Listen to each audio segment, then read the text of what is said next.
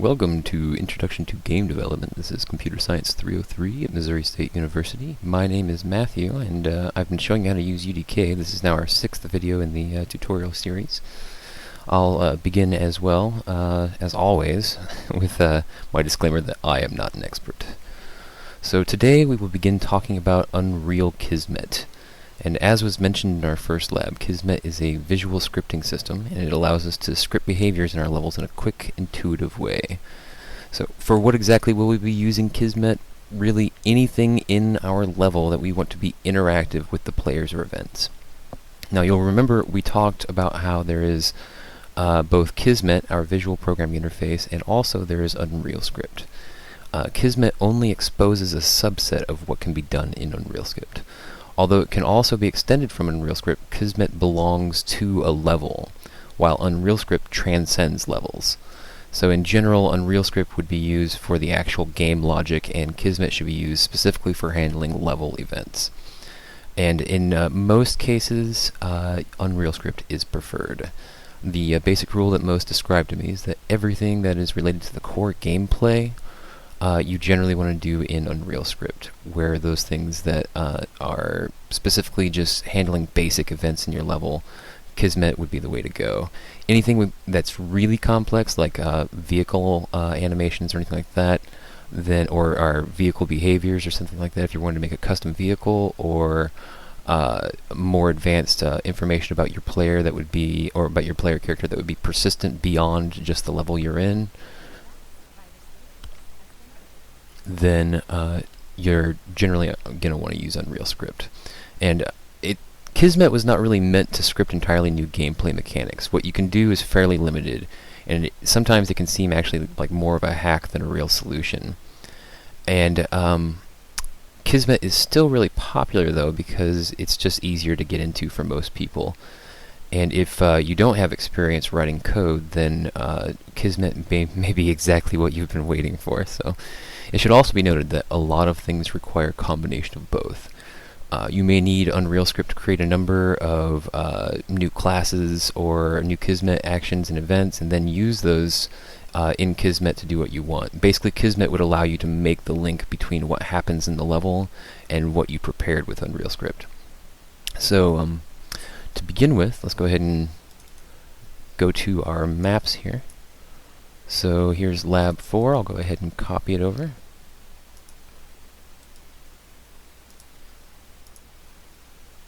To our contents folder,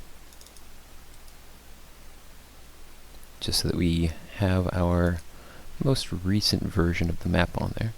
Copy and replace. And we'll close this now. And I'll begin the UDK editor. Now, we're going to start with our map from Lab 4. If you have any static meshes in there, you're free to keep them in there, but I have went ahead and removed them from mine. Let's go ahead and open.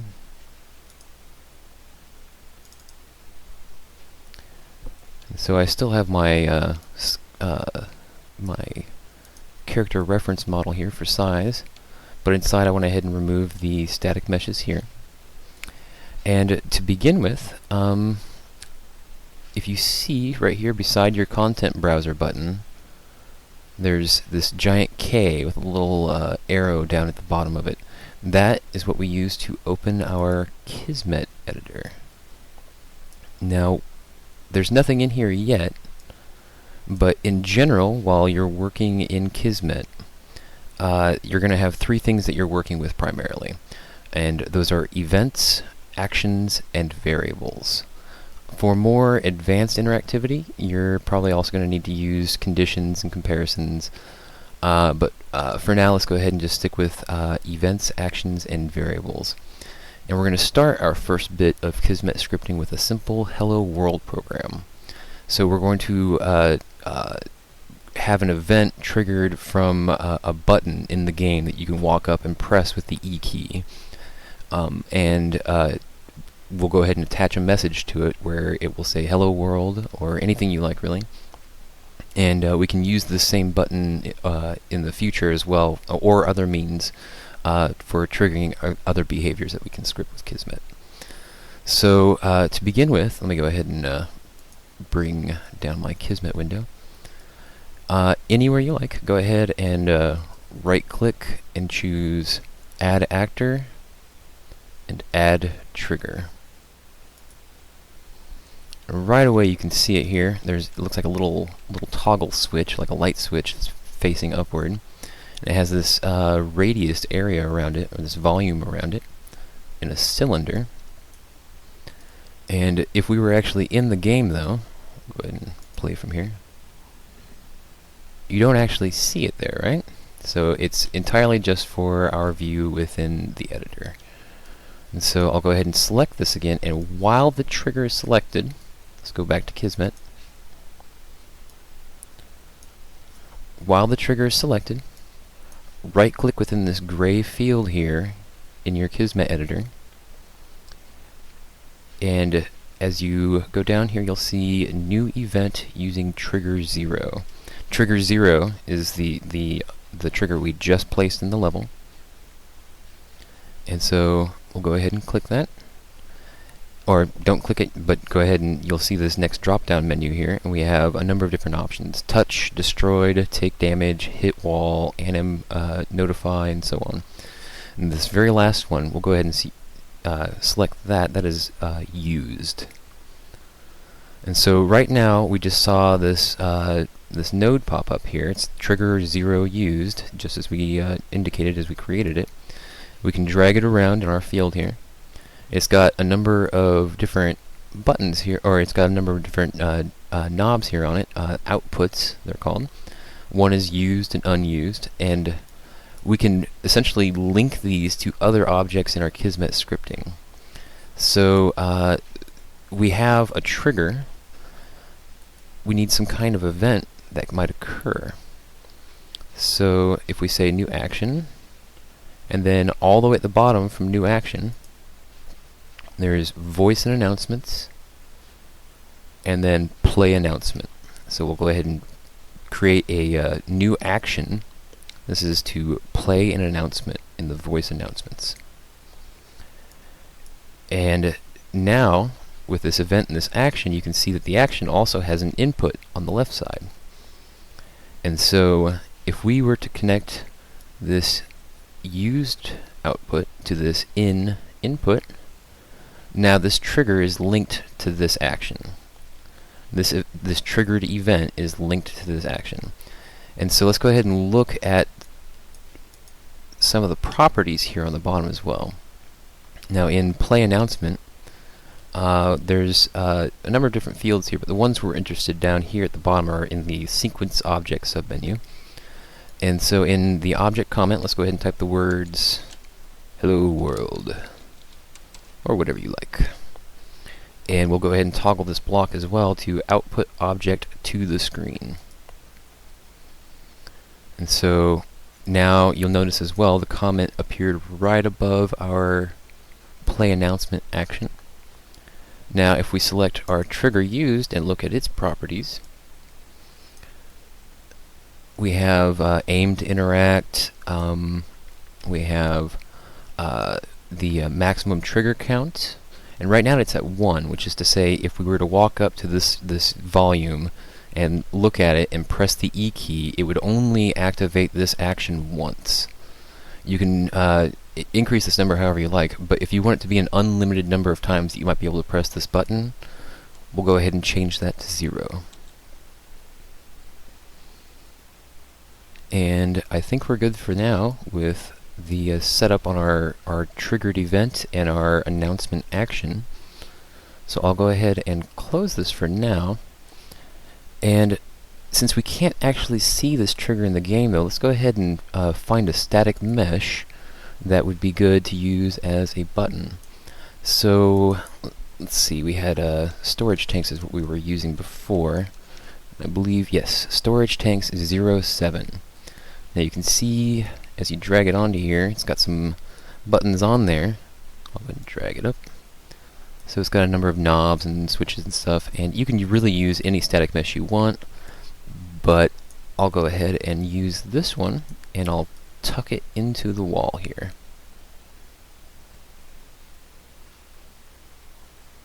So there is our panel, and I'll bring my human reference model over here so I have an idea of exactly how high that would be with our field of view. And I'll bring this down now. Here we go. And I'll go ahead and go back to our trigger. I'll move our reference model out of the way. Let's get him from facing the wall there. He's been good to us so far. And now I'll go ahead and take this trigger and put it right exactly where that button is, that static mesh. And moving it up. Don't worry about adjusting your volume for now. We can go ahead and test with that to make sure that it works properly for our aiming and that we can't, select the trigger through the wall or anything. And so we've put in our static mesh. We've put our trigger in the same spot. Let me move it over just a little bit. There we go. Get another view on it. Oh, it's a little too far over. Right there, and a little bit outside the wall there. Okay. And now I'll go ahead and close our content browser and play this level in the editor window. We need to rebuild our lighting. And until we do that, the lighting on the static mesh is not quite right, but you'll notice as you press the E key, a comment appears in the lower left. It says, "Hello World," or whatever message you put in there. And I will go ahead and close that now.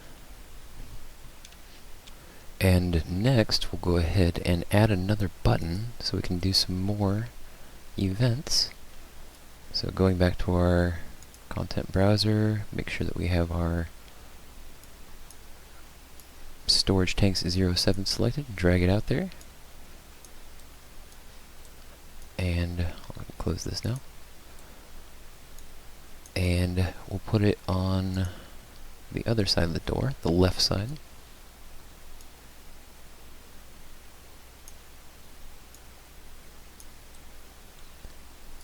Bring it down.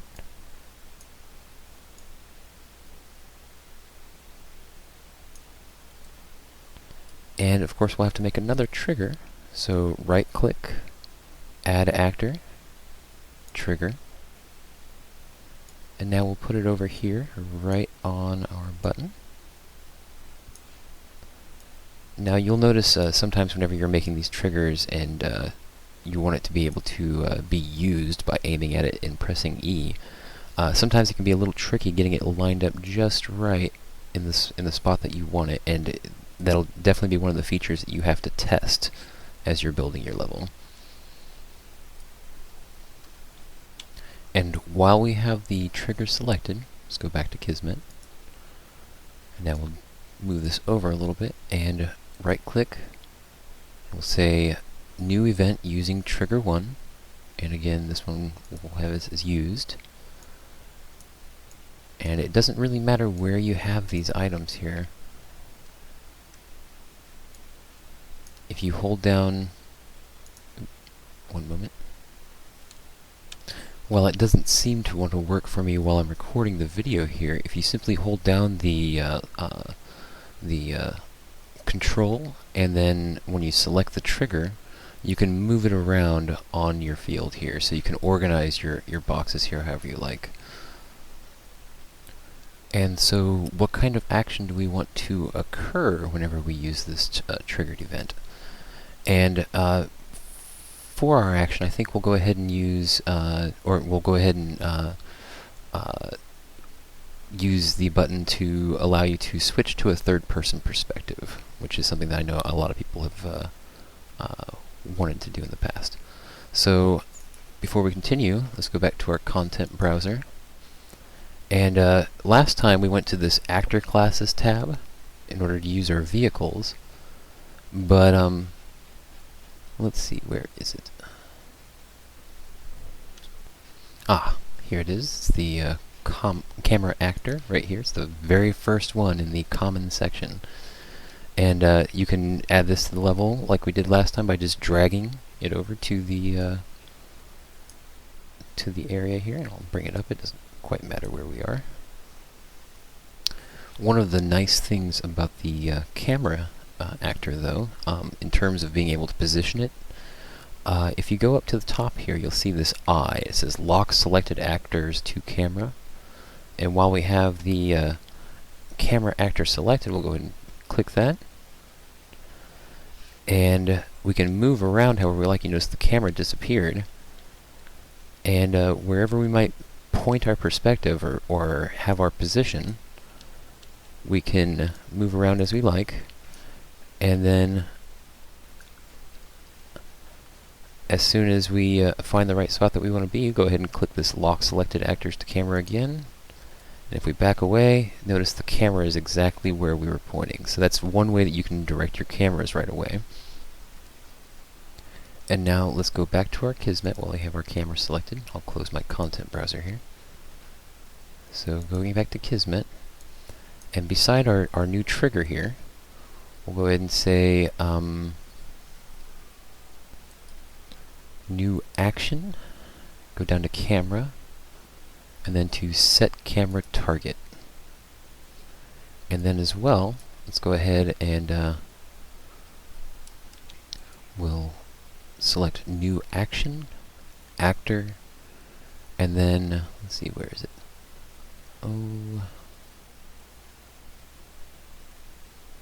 There it is, Attach to Actor. And now we'll connect this used output to the input on the Set Camera Target, and the output on the Set Camera Target to the Attach to Actor input. Missed it.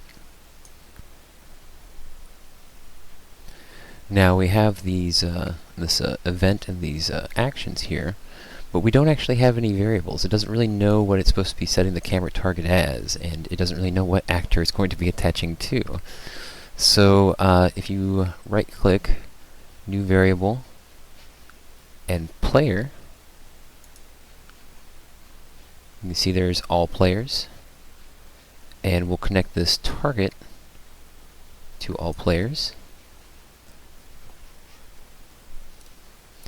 And since we have our camera selected in the editor, we can also right-click, and down here it says New Object Variable using Camera Actor 0. We'll go ahead and select that. And here we have this camera target, so it's the camera that we want to target. And we'll go ahead and connect that to our new camera actor. And as well, for our Attach Actor event over here, or action over here, then we want to go ahead and connect this target to the player as well. And what's going to be attached? The camera is. There we go. And so now with our Kismet all rigged up, we'll go ahead and close the Kismet editor. Oh, and let's go ahead and rebuild everything here. I'll pause it for just a moment. Okay, I went ahead and rebuilt everything. Close this, and now we'll go ahead and pop in there to test our new feature. Still in first person. And of course, here's our original button, where we can say hello to the world. And now here is our new button. Oh, and now we are in third person. Now, maybe you don't like the distance at which your camera is set from the player, but we can go ahead and going back into Kismet, if we go to the Attach to Actor action here, and we have this Use Relative Offset, which you might play with. Toggling that on. Now when we go to our button,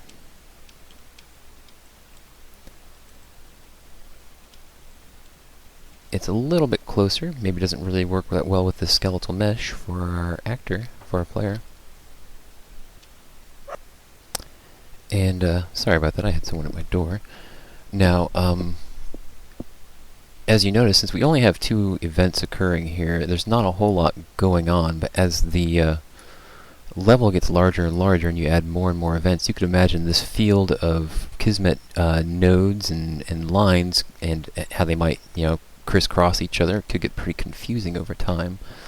And so one of our options that we have how to organize our Kismet area here is you can control and alt and left mouse drag over any sequence of connected nodes, and you can essentially tie them into one box. Now my hotkeys aren't quite working, but there's another way for us to do this, and that's while you select different nodes, hold down the control key, and there we go.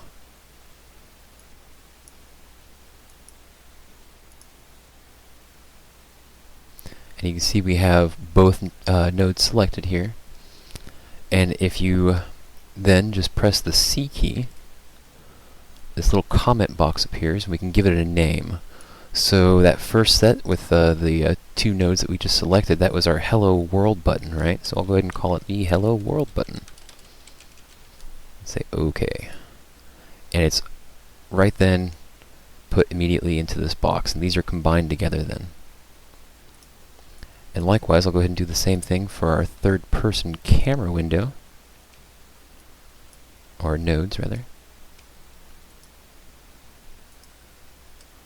And with those selected, I'll press C again. And this will be our third-person camera button.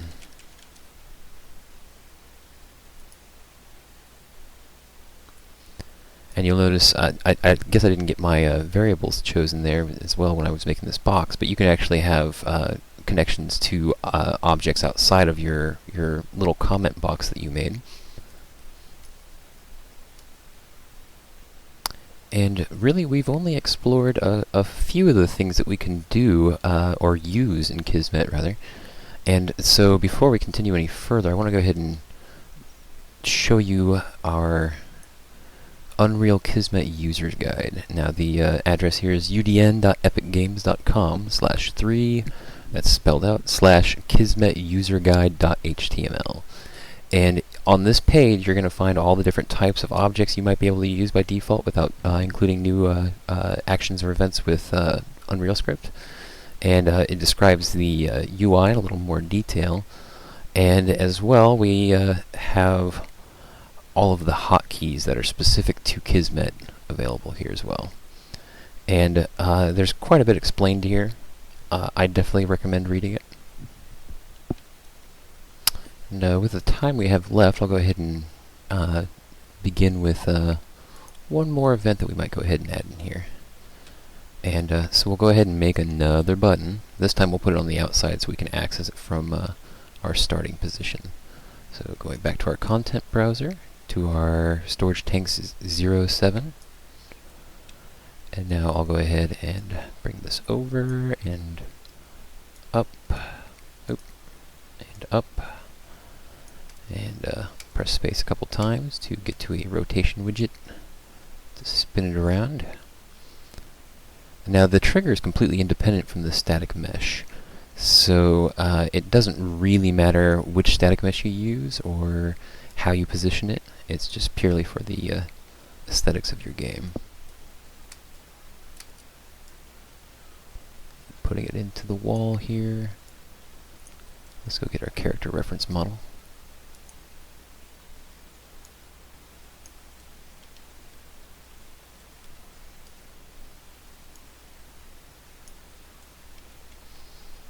Okay, so that's a decent height, and we'll go ahead, close our content browser, right click, and add actor, add trigger.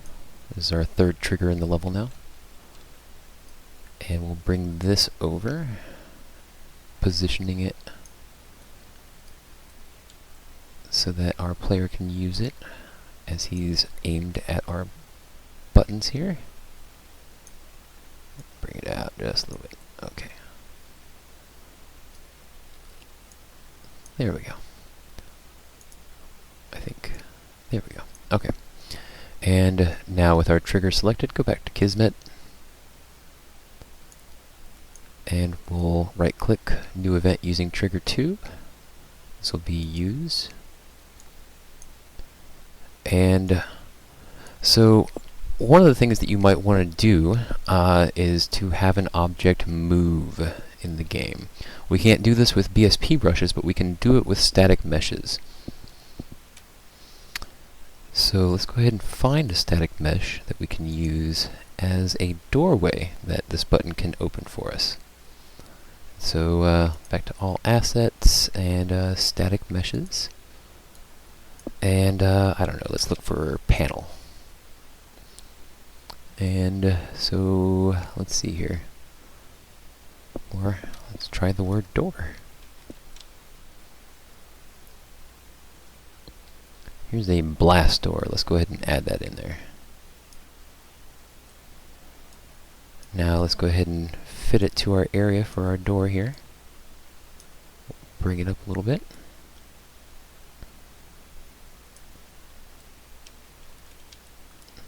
Now, okay.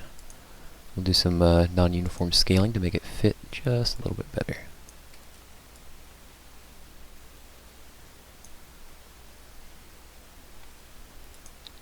Extend it out, make it a little bit fatter.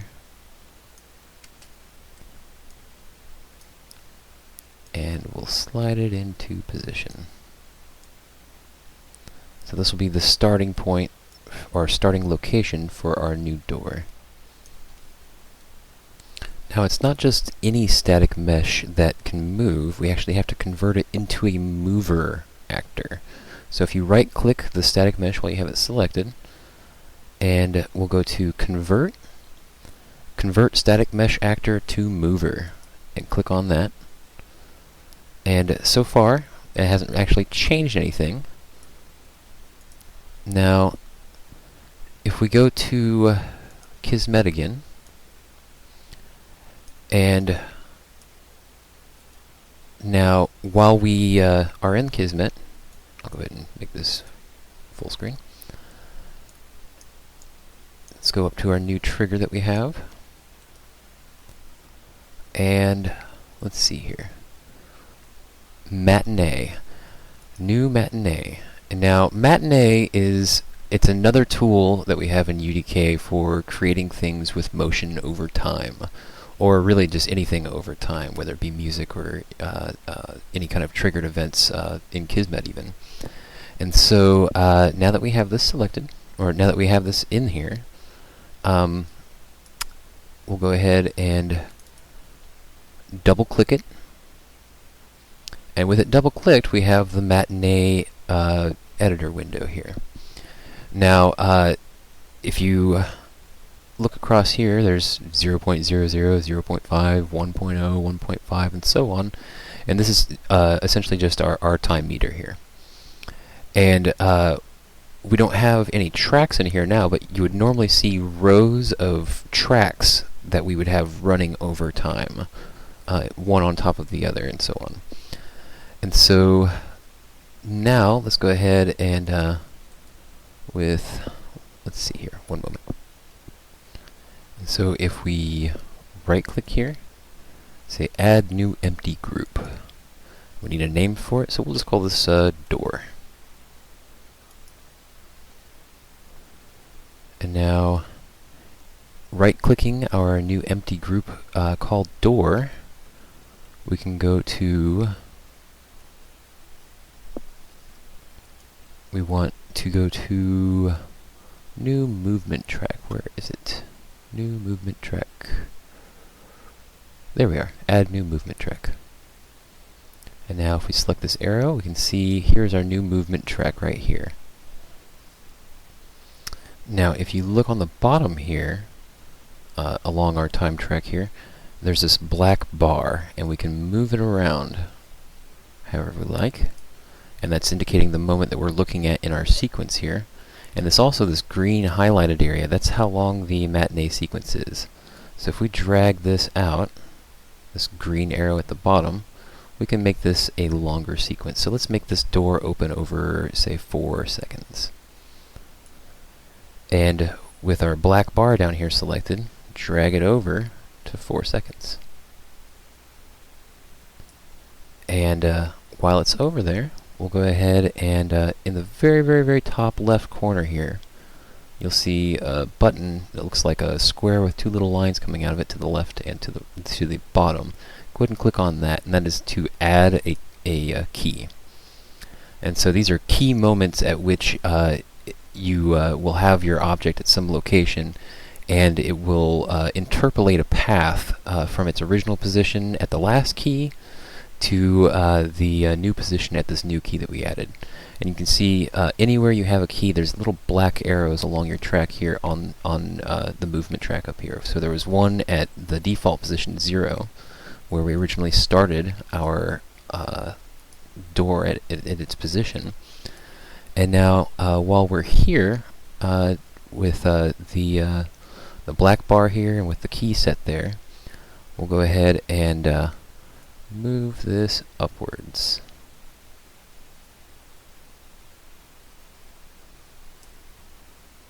You can see as we were moving it, we get this line appearing. I'll go ahead and bring this back down because it's not necessarily the direction I want to go with it. So, going back to where we were, it just interpolated the path back to where it was. And so now we'll go ahead and slide this over to the left.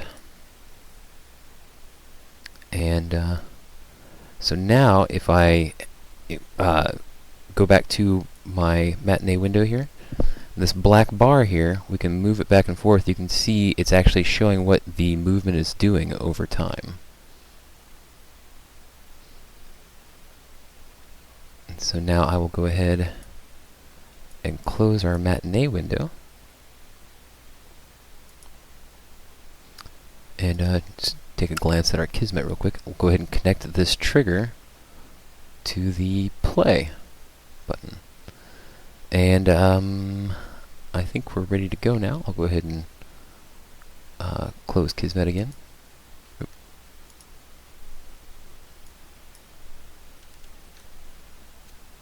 And now let's go ahead and build all. I'll pause it for just a moment. And so now that we're back, let's go ahead and start the game. So here's our skeletal mesh actor still hanging out by the door. We have our button panel there, and we have the door itself, which we have not set the collision on that, so it currently does not block our path here. If we walk up to the button and press E, oh goodness. So we have both of our triggers in the same spot here. So let's go ahead and drag this one over, since we're not actually wanting to access that at the same spot. Okay, there we go.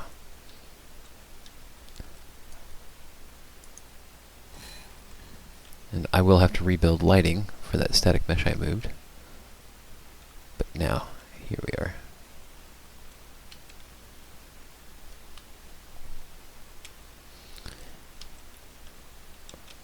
And make sure you're lined up just right.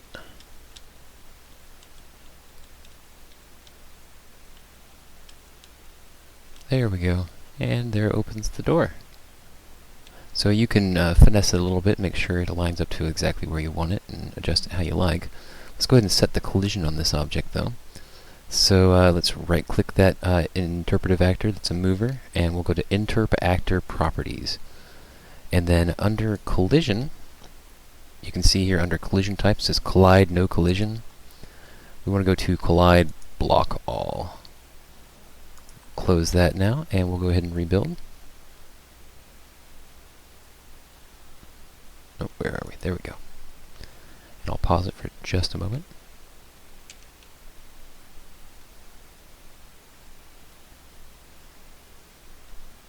And so now we're back. We can come in. We can walk up to our door, and of course we can't walk through it because now it blocks everything. We'll go up to our button, press it. Our door opens. We can walk in. And our button for our hello world is now covered up, but the trigger isn't. So if we walk up to it, and oh, and it's blocking our view since we set the collision for it. But if we had access behind this door, then we would be able to access our Hello World button, and then as well we still have our third-person perspective here. And so we'll learn more about Matinee next time, and I'll see you then.